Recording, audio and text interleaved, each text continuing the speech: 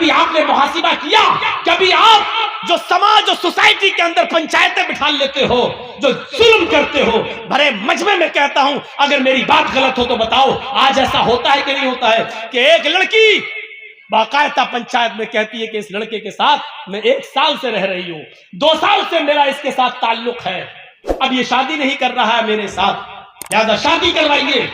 और वो लड़का शादी से जब मना करता है तो पंचायत पंच लोग बैठकर फैसला करते हैं कि तुम रहते थे कि हाँ ये भी राजी थी, मैं भी, मैंने ऐसा ऐसा किया, तो क्या हुआ? अब पंचायत फैसला क्या करती है? 5 लाख रुपया तुम दो, या तो शादी करो, और शादी नहीं कर रहे हो तो लड़के से 5 लाख, 2 लाख, 1 लाख रुपया लेकर लड़की को दिया जाता है कि जाओ तुम अपना घर बसा लो। बताओ ऐसा होता है कि नहीं होता है? और ये पंचायत में ये फैसले किए जाते हैं कि नहीं किए जाते हैं? ऐसा भी होता है, लड़का किसी लड़की को लेके भाग गया, समाज सोसाइटी में बुराई हुई, बुलाया गया, लड़का लड़की को लेके आ गया, पंचायत बैठती है और पंचायत में ये लड़की का बाप रोता है, अब मेरी लड़की कहीं मुंह दिखाने के लायक नहीं रही। पंचायत बैठती है और पंच फैसला करते हैं तुम इस लड़की से शादी करोगे? साहब शादी नहीं करेंगे, मेरे घर वाले तैयार नहीं, लाइए 2 लाख रुपया दो, और लड़की को दे दिया जाता है। मैं पूछना चाहता हूं कि लड़की अपनी मर्जी से जब भागी है, लड़का भी अपनी मर्जी से भागा है, पंचायत बैठी है, सजा लड़के को ही क्यों मिल रही है? उससे 2 लाख रुपया लेकर फिर उसी लड़की को क्यों दिया जा रहा है? जब गलती दोनों की थी तो सजा दोनों को क्यों नहीं मिल रही है? एक तरफा सजा का क्या तमाशा है, ये मुझे बताइए। ये आपकी सजा क्या शरई सजा है? क्या कुरान और हदीस के मुताबिक सजा है? जबकि कुरान ये कहता है कि जिना के मामले में लड़की ज्यादा गलत होती है, लड़का कम, लड़की की तरफ से ज्यादती होती है और लड़के की तरफ से कम, क्योंकि कुरान ने कहा है अज़्ज़ानियतु वज़्ज़ानी फजलिदू कुल्ला वाहिदतिन मिनहुमा, जिना करने वाली लड़की और जिना करने वाला लड़का, इन दोनों को 100-100 कोड़े मारो। अल्लाह ने पहले लड़की कहा है, बाद में लड़का कहा है, क्योंकि जिना की शुरुआत और जिना की हिम्मत और जिना के लिए उकसाना लड़की की तरफ से पहले होता है। लड़का ठीक है भगा रहा था, लेकिन लड़की अगर भागने का इशारा न करती तो कभी जिंदगी के अंदर लड़का उस लड़की को भगा नहीं सकता था। मेरे भाइयों, फिर लड़की को सजा न दी जाए और पैसा लेकर जुर्माना लड़की को दे दिया जाए। शर्म आनी चाहिए ऐसे पंचों को, और शर्म आनी चाहिए ऐसी पंचायत को जो बिल्कुल दोगला, नालायक और अखलाक से गिरा हुआ फैसला करते हैं। तुम्हें कयामत के दिन अल्लाह के यहां इसका जवाब देना होगा। भाग रही लड़की, साहब मुंह काला हो गया है, क्यों भागी? साहब चली गई, इसका मतलब बाप की गलती थी। क्यों दिया था तूने अपनी लड़की को एंड्रॉइड मोबाइल? क्यों चलाती थी व्हाट्सएप? क्यों चलाती थी मैसेंजर? क्यों चलाती थी फेसबुक? मोबाइल तो तूने लाकर दिया है ना, या चोरी छिपे लड़की मोबाइल चला रही हो, घर में लड़की की अम्मा तक को पता ना हो, सब मिली हुई होती हैं, अम्मा भी बिटिया से मिली होती है। इस मौके पर वो सीरियल याद आता है, बेटी भी कभी माँ भी कभी बेटी थी, हम सास भी कभी बहू नहीं कहेंगे। आज बेटी जो कर रही है, माँ जानती है कि बेटी क्या कर रही है, क्यों? माँ भी कभी किसी की बेटी थी। सर्दियों के लिए तो लड़कियां दुआ मांगती, अल्लाह जल्दी सर्दियां आए। क्यों मालूम है क्यों? क्योंकि गर्मियों में मोबाइल नहीं चला पाती हैं, सर्दियों में कंबल डाला, अंदर अंदर चल रहे हैं, अंदर सर्दियों की दुआएं मांगी जाती हैं। ऐसी लड़कियां भागेंगी नहीं तो और क्या होगा? अभी तुम सोच रहे हो कि मौलाना क्या करें, अभी कुछ दिन देखिए, अभी अगर अब फिर ये बदलती है 2024 में, अगर यही रवैया रहा तो अभी आप देखिए, अभी तो मुस्लिम लड़कियों का मुस्लिमों के साथ मामला है, अभी आप देखिएगा, अभी तो सिर्फ एक आदमी बदला है, उधर जाकर धर्म चेंज किया है, अभी तो आप और हमारी बेटियां जाएंगी और धर्म चेंज करेंगी, दूल्हा बदलेंगी। कोर्टों में एप्लीकेशनें पड़ी हुई हैं कि मैं फलां लड़के से शादी करना चाहती हूं, मुझे डर है कि मेरा बाप रोड़ा अटकाएगा, मेरा बाप रोड़ा अटकाएगा। 3 लाख मुस्लिम लड़कियों की एप्लीकेशनें आज कोर्ट के अंदर पेंडिंग में हैं कि मेरे लिए शादी का सरकारी बंदोबस्त किया जाए। 3 लाख मुस्लिम लड़कियां गैर मुस्लिमों के साथ निकाह करने के लिए तैयार हैं। सुनना पड़ेगा तुम्हें ये सब कुछ, तुम्हें क्या, तुम्हारे बाप को भी सुनना पड़ेगा। दे दो मोबाइल हाथ में। कॉलेज और यूनिवर्सिटियों का मामला यह है कि मुस्लिम लड़कियों के लिए स्कीमें निकाली जाएंगी। इतनी लड़कियां मुसलमान, और क्या कहा जाएगा, मुस्लिम लड़कियां पढ़ने में बहुत पीछे हैं, लिहाजा मुस्लिम लड़कियों के लिए फला कॉलेज में इतनी सीटें खाली हैं, फला डिपार्टमेंट में इतनी सीटें खाली हैं। परसेंट कितना? 2%। उलमा 50 लाख, मुसलमान 30 करोड़। हैसियत क्या, परसेंटेज कितने नमाजी 2। 98% क्या कर रहे हैं? सोचिए, 98% क्या कर रहे हैं? गुस्सा जिद्दों को आता है, मुर्दों को नहीं। आपको गुस्सा आना चाहिए। मैं नहीं कहता हूं गुस्सा नहीं आए, मुझे गुस्सा आ रहा है ना, गुस्से को पालो, गुस्से को परवान चढ़ाओ। गुस्सा जिंदों को आता है, मुर्दों को नहीं। लेकिन ये गुस्सा आपको इसके ऊपर नहीं आना चाहिए जिसने धर्म परिवर्तन कर लिया। गुस्सा आपको इसके ऊपर नहीं आना चाहिए कि ऐसा हो रहा है वैसा हो रहा है, नहीं। गुस्सा इस बात पे आना चाहिए कि आपकी बीवी ने सुबह फजर की नमाज पढ़ी या नहीं पढ़ी है। नहीं पढ़ी है तो गुस्सा आना चाहिए। आपका बेटा 10 साल से बड़ा है, नमाज पढ़ने नहीं गया, बिस्तर पे सो रहा है, आपको गुस्सा आना चाहिए। नमाज क्यों नहीं पढ़ी? आपको गुस्सा आना चाहिए, इस बात को गुस्सा आना चाहिए आपको। आपका बेटा शराब पी कर घर में आया, आपको गुस्सा आना चाहिए, ऐसा क्यों किया? आप गुस्से को पालिए, परवान चढ़ाइए और बच्चों को पढ़ाइए और लिखाइए, क्योंकि पढ़ाने और लिखाने के साथ ही आप एक अच्छा इंसान बना सकते हो अपने बच्चों को। तो मेरे भाइयों, गुस्सा जिंदों को आता है, मुर्दों को नहीं। आप गुस्सा, लेकिन गुस्सा जहां आना चाहिए वहां आपको आना चाहिए, हर जगह गुस्सा नहीं। मुझे जायज बात पे गुस्सा आया, यहां गुस्सा आना चाहिए। आपको भी जायज बातों पे गुस्सा आना चाहिए। अल्लाह के रसूल को भी गुस्सा आता था, और गुस्से का तो हाल ये था कि अल्लाह के नबी के जब गुस्सा आता था तो हत्ता मर्रत आईना, आपकी दोनों आंखें सुर्ख हो जाया करती थी। सहाबा कहते हैं अल्लाह के रसूल को जब गुस्सा आता था तो ऐसा लगता था जैसे अनार का जूस किसी ने मोहम्मद रसूलुल्लाह की आंखों में डाल दिया है, इतनी लाल हो जाती थी आंखें। हजरत उमर ने हिसाब दिया, आप भी हिसाब देना सीखिए। और याद रखिए, कुरान की आयत है, वमन अअरज़ अन ज़िक्री फ़इन्न लहू मईशतन ज़न्का। आज हम दौड़ रहे हैं 2 रोटी मिल जाए, और 2 रोटी के लिए हम क्या क्या कर रहे हैं? सोचिए, समंदर में एक विहील मछली है, विहील मछली समंदर में 40 टन गोश्त खाती है। एक दिन में 40 टन मछलियों को, 40 टन। आप सोचते जाइए, 40 किलो का एक मन होता है, और 100 किलो का एक कुंटल होता है, 10 कुंटल का 1 टन होता है। 40 टन गोश्त खाती है। मेरा रब उस मछली को भी भूखा नहीं सोने देता जो एक दिन में 40 टन गोश्त खाती है। आए 2 रोटी खाने वाले, आए 2 मुट्ठी चावल खाने वाले, तू इतना परेशान क्यों है? तू इस 2 रोटी को कमाने के लिए किसी को धोखा दे रहा है, किसी के साथ गद्दारी कर रहा है।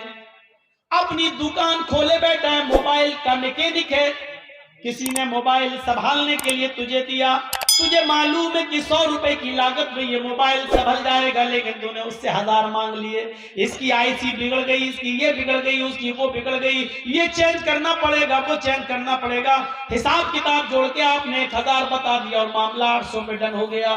ठीक है, हम 800 दे देंगे, 700 दे देंगे। आपने सोचा कि 100 की लागत है, 700 दे रहा है, 600 तो बच रहा है। आपने 100 की जगह 1000 बताया, 100 की जगह 150 बताना आपका जायज था, 100 की जगह 200 बता देते आपके लिए जायज था, लेकिन 100 की जगह 1000 बताकर 700 पे अपने मामले को डन करना, ये है कुरान की उस आयत के मुताबिक कि या अय्युहल्लज़ीना आमनू ला ताकुलू अम्वालकुम बैनकुम बिल बातिल। ईमान वालों, तुम आपस में एक दूसरे का माल नाजायज तरीके से मत खाओ। ये मुसलमान का ही माल नाजायज तरीके से खा रहा है, ये उसको गसब कर रहा है। मेरे भाइयों, 100 रुपए का मोबाइल 150 आप ले लो, 200 ले लो, आपने 700 रुपए जो लिए हैं ये आपके लिए हराम है।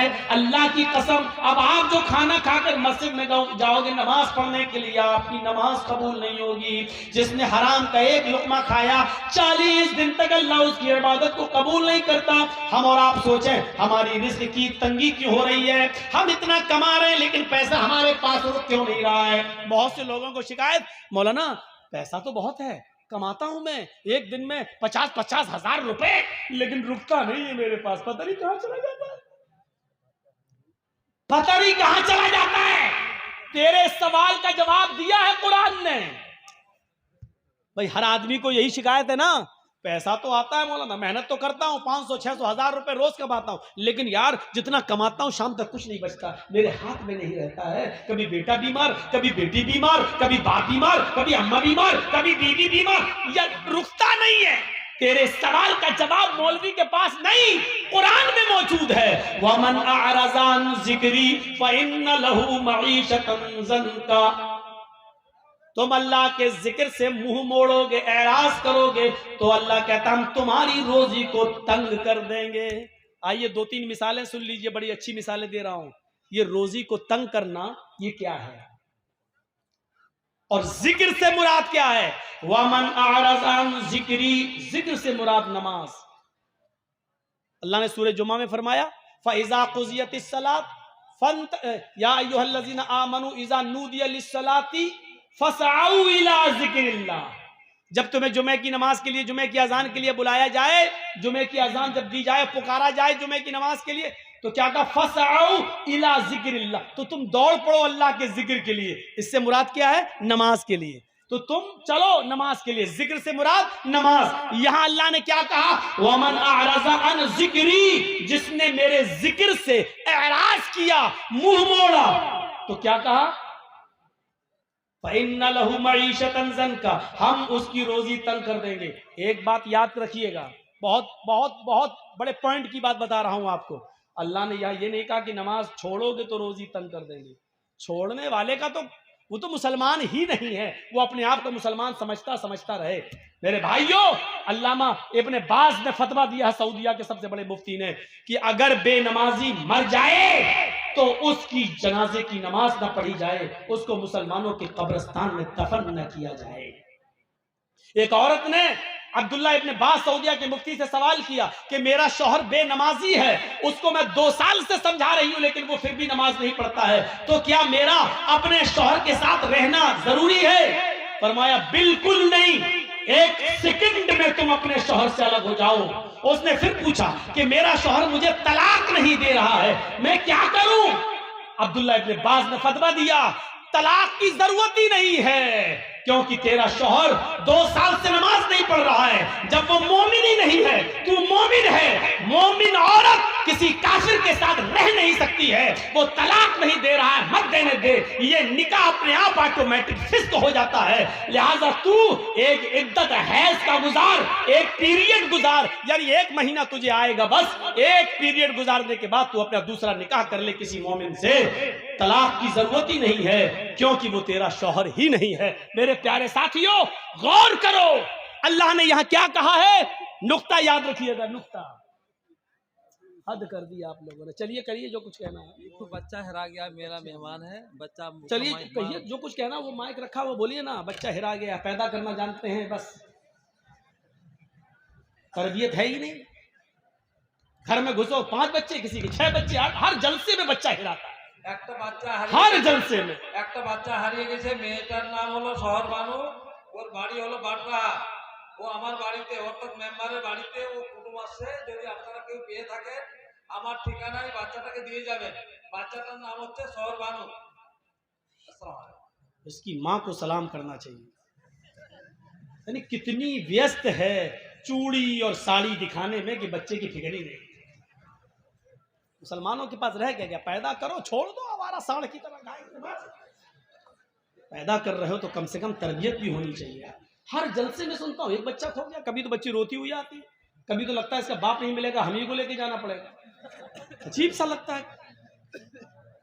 तो नमाज छोड़ना तो अलग चीज है, उसके बारे में हम नहीं कह रहे हैं।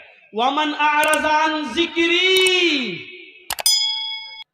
जिसने मेरे जिक्र से एराज किया।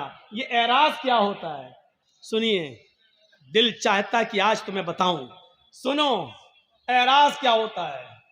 जिसने मेरे जिक्र से यानी मेरी नमाज से एराज किया, फ़इन्न लहू मईशतन ज़नका, हम उसकी रोजी तंग कर देंगे।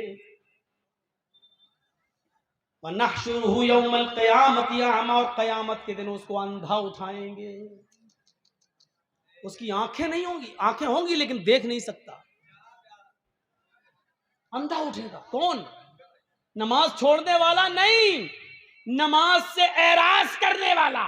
एराज करना क्या हुआ? एक मिसाल तो यही मिल गई।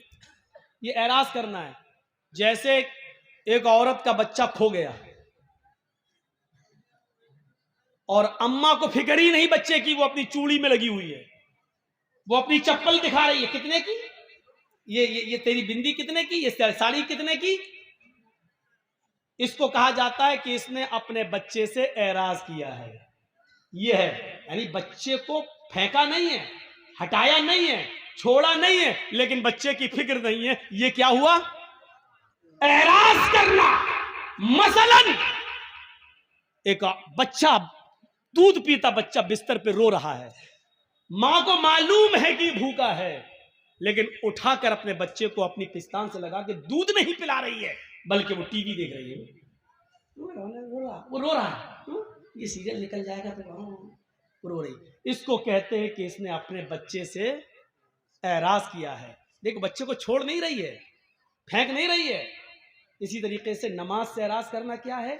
नमाज को आदमी इनकार नहीं कर रहा है कि नमाज नहीं पढ़ना चाहिए, पढ़ता है, लेकिन अजान हो रही है मस्जिद की तरफ नहीं आ रहा, अजान हो रही है कैरम बोर्ड खेल रहा है, अजान हो रही है मैच देख रहा है, अजान हो रही है टीवी में मसरूफ है। एक आदमी के घर में आग लग गई है, उसका घर जल रहा है, लेकिन वो आदमी क्रिकेट खेल रहा है, क्रिकेट खेल रहा है, अब घर जल जा रहा है।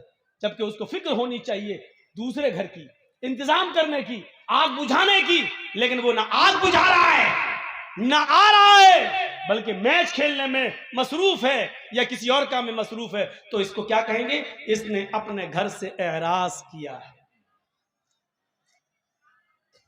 मान लीजिए जर्जी साहब की बीवी एडमिट हो जाए, डिलीवरी हो रही हो, डॉक्टर कहे मां या बच्चे में से किसी एक को बचाया जा सकता है, जर्जी साहब भाटोल में स्पीच दे रहे हैं।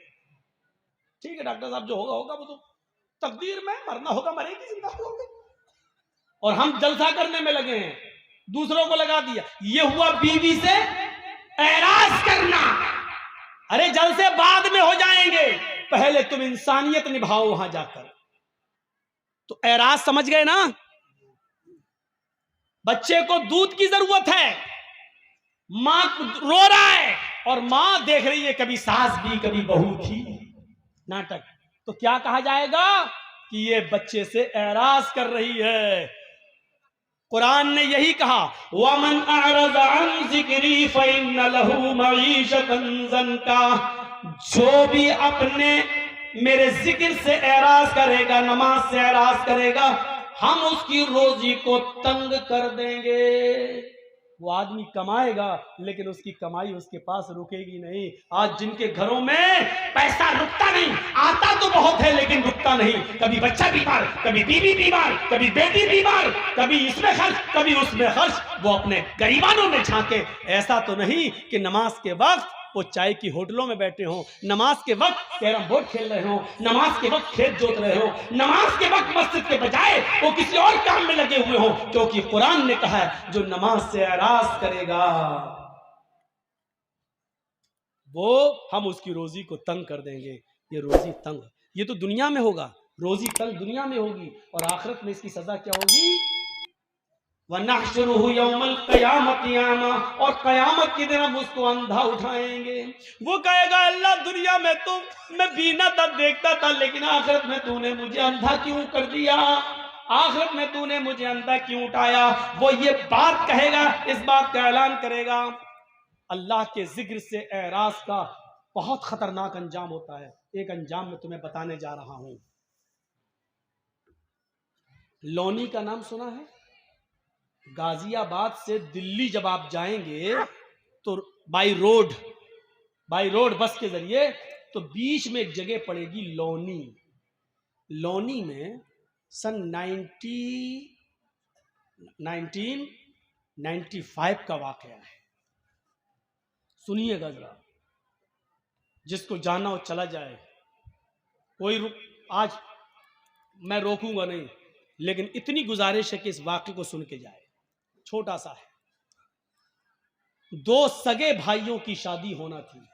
लोनी मुसलमानों का एक बहुत अच्छा इलाका था, उसमें मुसलमानों की तादाद बहुत अच्छी खासी है, और उसके कुछ लोग दिल्ली में भी बड़ी बड़ी कोठियां और फ्लैट बनाकर रह रहे हैं, और लोनी में भी बहुत बड़ी बड़ी अमीर पैसे वाले लोग मुसलमानों में, उनकी कोठियां बनी हुई हैं। सन 95 की बात बता रहा हूं मैं, कि 2 सगे भाइयों की शादी होनी थी, और जिस गांव में उनकी बारात जानी थी, उस गांव में 2 लड़कियां उसी गांव की थी।